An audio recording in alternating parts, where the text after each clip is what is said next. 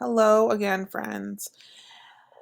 So, in my last video, I talked about the order of operations.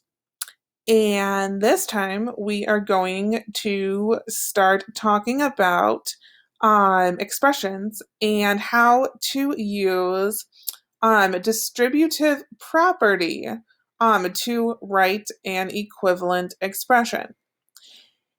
And if you are looking at this worksheet and you are like, Mrs. Adja, what is this? I have no idea. I'm freaking out. Do not worry. Keep watching. And I am going to show you what to do.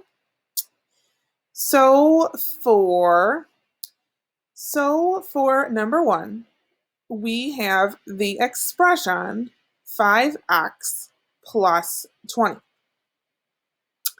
And what some of you might do is solve that, and you would get 25x.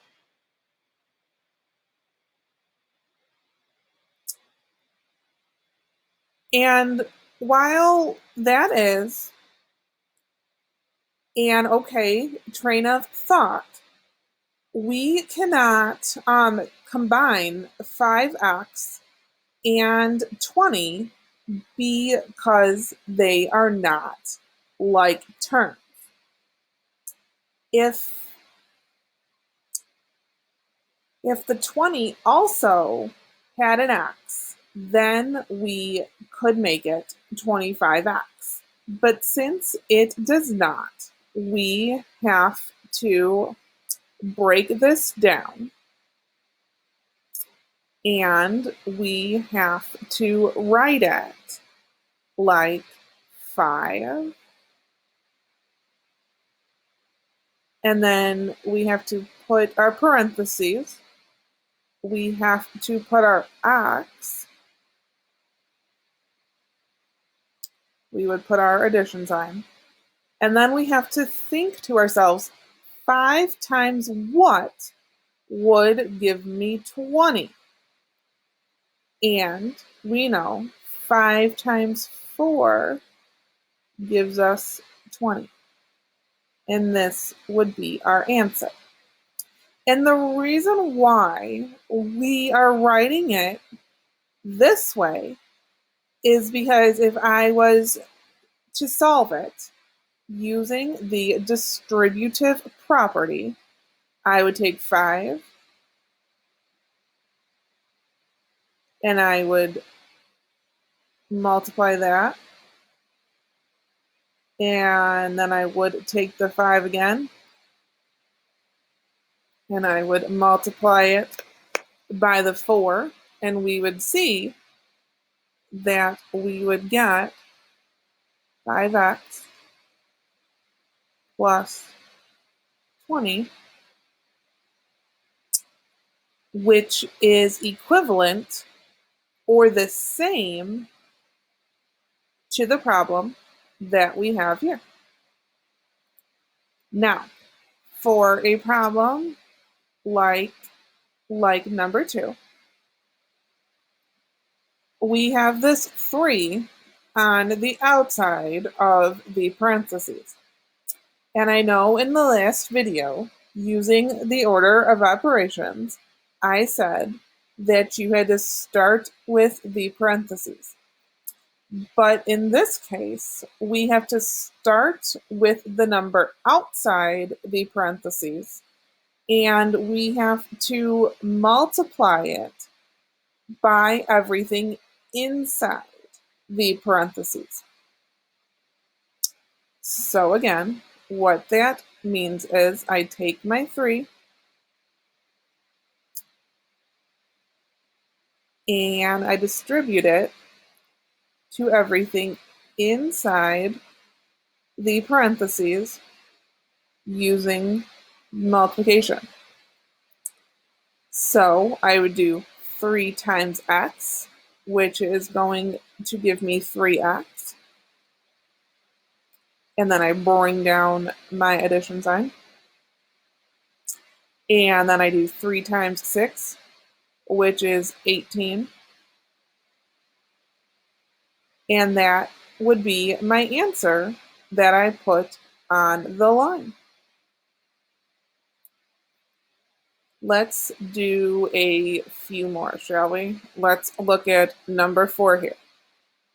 Number 4, I have to take my 8 and I have to distribute it to every term inside the parentheses.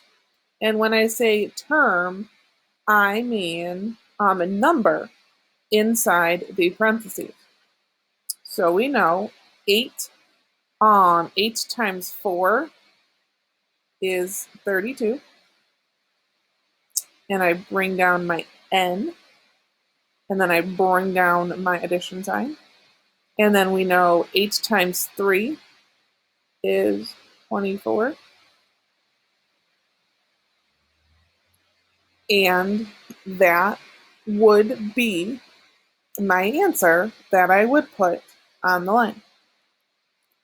Now, let's take a look at number 4 over here, friends. Number 4 is like number 1. It just has different numbers. So to set this up, I would put my 7 outside, draw my parentheses, put my X, bring my subtraction sign, and then I have to think to myself, 7 times what is going to give me 35? And I know 7 times 5 is 35. So I would write 5 here, close my parentheses, and that would be my answer. And if I wanted to double check myself and see if this is equivalent or the same as the expression that they gave me, all I have to do is take my 7 and multiply it by each term in the parentheses, and I would see that I would get 7x minus 35. Now, some of you might be saying, Mrs. Adjett, how do you know what x is worth? And whenever we see a variable, that's what letters are called in math. They are called variables. We know that variable or letter is equal to the number 1. And we know that for 1 times any number is going to be that number. And as you see over here in number 3, we have 4n. And even though they are using n instead of x, n is still equal to 1, which is why I got 32n for my answer. Now, if this is confusing for you, I want you to leave me a message in the Google Classroom or have your parents send me an email, and I will find an alternate assignment for you to do. If you think that you want a challenge and you want to try it, that is awesome. And I would like you to let me know what you think. All right. Thanks for watching, guys. Bye.